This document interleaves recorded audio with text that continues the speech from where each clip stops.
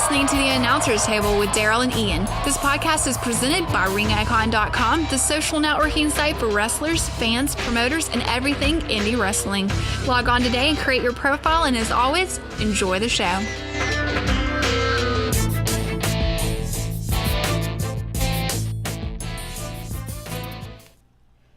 Hey guys, this is Ian. Bang bang! That's Daryl. Cactus Jack. Not Cactus Jack. Cactus Daryl. No? You're kind of prickly. Yeah. So today is Tuesday, so that means it is Gimmick Builder. What did we talk about yesterday? Not Topless Tuesday. It's not Topless Tuesday. What did we talk about yesterday on Promotion Builder? Free dating advice. Nope, that was supposed to be next week. Oh, that's right. We talked about storylines and Yes. how it pertains to promotions. And so this week we're talking about storylines and how it pertains to your gimmick.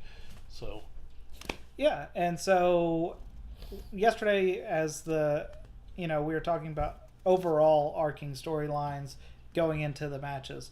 Today, as Gimmick Builder, it's more of implementing the storylines within your matches, pre-matches, as you're entering the ring for your match, your referees, and your managers and valets. and post-match. And the post-match. So that's it. So, See you next week. yeah. Next week is dating advice, so, stay tuned. So you're thinking, all right, so how does it really pertain to me as my gimmick? All right, well, a couple of weeks ago we talked about, or last week we talked about writing. And so now we're going to tell you how to really implement it with the storyline. You can write your stuff down and go to the writing team, which we suggest every promotion has, or the book or whomever, puts together your stuff. You can talk to them about your storyline. If they have a set storyline for you, you can say, all right, well, I like this. You can talk to them about maybe changes or something you see. If they don't have a storyline for you, go to them with a storyline. Like, say their main focus on their storyline is like the heavyweight title, something they got going on with these two particular wrestlers, or a few they have ongoing with this. Maybe there's a wrestler you really want to work, and he's interested in working you or whatever.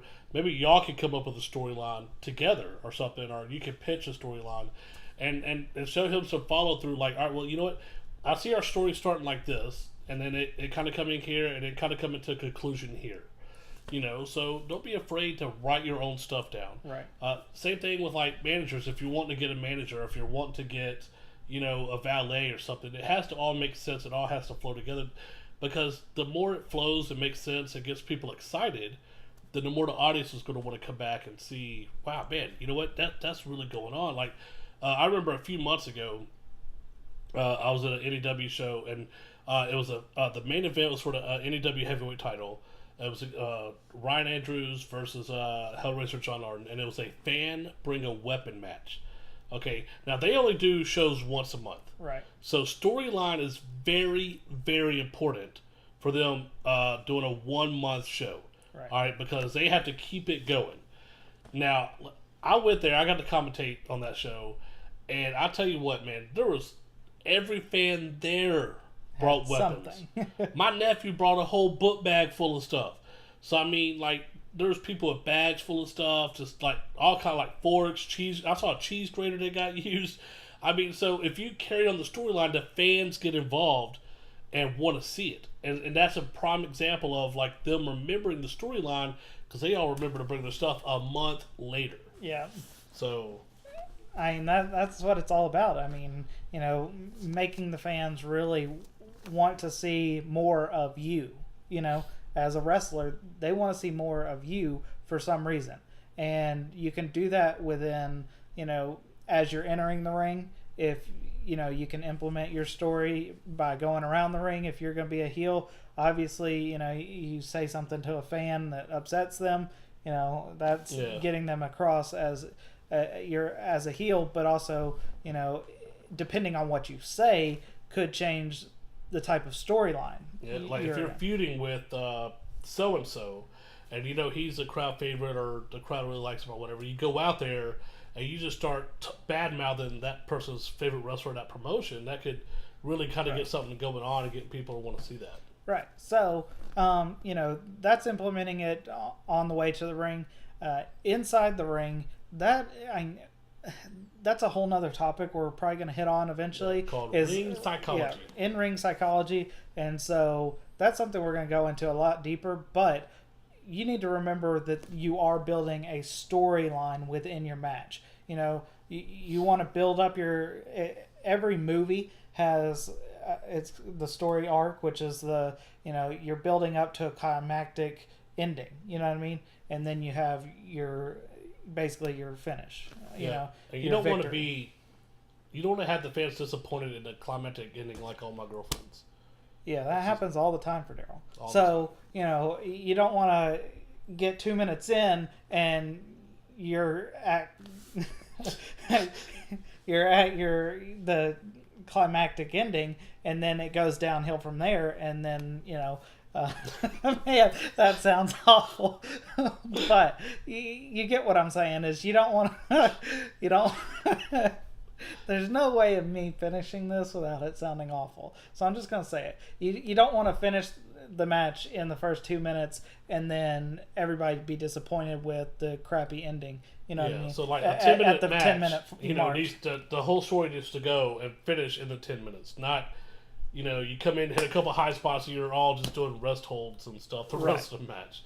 It's not good. It's not entertaining. It doesn't tell a story at all. Right. Okay. I mean, yeah, the first 2 minutes, oh man, that's great. Look what's going on. Da da da, and you're really getting it off. But then nothing at the end. Just wow. So let's just move off. I mean, in-ring psychology. That's something we're going to talk about in a couple weeks.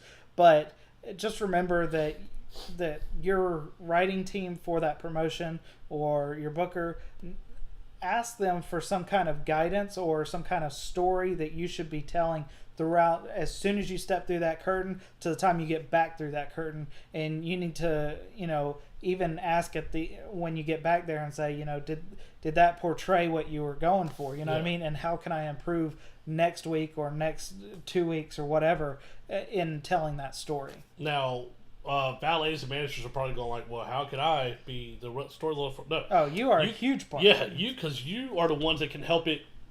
Are the ones that help make it or break it. Right. All right, if you're a heel valet or manager, okay, it's your job to help the wrestler get the story over. If his job is just to completely beat down and humiliate the baby, then you need to do everything in your power to get the fans like on that baby's side, then to like take cheap shots on the baby, anything. Right. All right. If you're a baby manager or valet, and you know you need to get the crowd behind you and cheering and chanting stuff at the hills that kind of go with what's going on and what's being portrayed and where you're going. Like, say you're fighting for the title, you know, get them like start title chants or talking about the title, like we're going to take the title or whatever. I mean, whatever the story may be. I mean, however you got it going. But the manager and valet are key parts. If you have those, right, utilize those. Don't just... We've been to too many shows where the valet or the manager just kind of picks a ring post and just kind of stands sticks there. next to it. It doesn't engage the wrestler or the fans. Both. It doesn't do nothing but just... They walk their person out with like this somber-ass look on their face, you know, right, and just pick a corner and stand there, and then like when the wrestler's out, they just kind of walk back to the back. Well, why the hell are you there? Why did you walk out with them? Right. All right, because one, baby or heel, if your guy goes over, as you know, then you need to be in a ring like celebrating with them, baby or heel. All right, you know, like if you're a heel, obviously antagonizing the crowd. If you're a baby and they go over to you, need to be cheering. If you're a heel, all right, baby. If you lose and you're a baby, you need to be on there checking your guy. Right. All right. And heel, same thing, checking on your guy. Yeah. You know, kind of selling that story and getting it going. Don't just stand there like a freaking bump on a log, thinking you're some kind of eye candy, because it's not going to happen. You end up being a waste of space. Unless that's your gimmick is to just... That should never be your gimmick. Well, I mean, as eye candy for... Oh, yeah, eye candy. Yeah. But you should be doing something right, to go along with it. You should never... Oh, of course, yeah, definitely. I mean, that should not... Your gimmick should never be just stand there. Standing there. And do nothing. Sit in the audience, because that's all you're doing is watching. Right. So, I mean, that... And one thing I do want to hit on before we finish up with the Gimmick Builder is that... a lot of the times the story is going to focus on on someone and they're trying to build up that character, just remember to understand and accept that they're writing for someone. Like, I don't want to.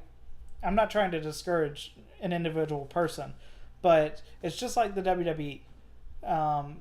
There are some people written like John Cena that all they do is write the biggest things for. You know what I mean? Yeah. And then there's guys like I don't know, somebody. Let's just say, I don't know, The Miz.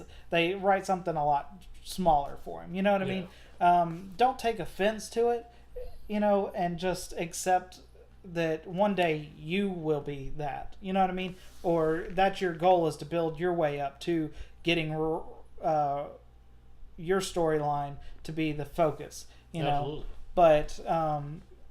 But always take your storyline and implement it the best way, because that's, if you succeeded at implementing it as a mid-carder, then they're eventually going to see your success there and move you up to the main eventer. Yep. So, I mean, I don't want everybody to think that, just because you're helping write the stories or whatever, that you're just going to get put in main event.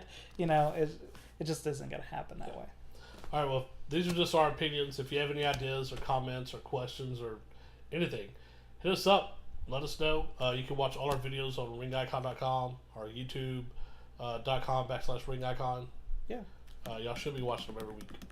Yeah, so that's it for Gimmick Builder today. We have an interview tomorrow coming out, and then our pro segment on Fridays. And then we'll be back next week for promotion and Gimmick Builder. We'll be talking about tag teams. Tag teams. Back again. Check it, directed. Let's begin. Party on part. Wrong tag team, right? Wrong tag team. Oh. But, so next week we'll be talking about tag teams and how, for Promotion Builder, how to implement it as a promotion, and as how you can implement it as your gimmick in your Gimmick Builder. Yep. And then we're going to have a contest where you can win a date with Ian's girlfriend. No. I don't think so. No? What about your girlfriend? I got rid of her. Oh, yeah. She was weighing me down. She lost all her air. Okay. So that's it for Gimmick Builder today. So check it out. Check out all our other videos, and then we'll see you next week for tag teams. So, till then, see ya.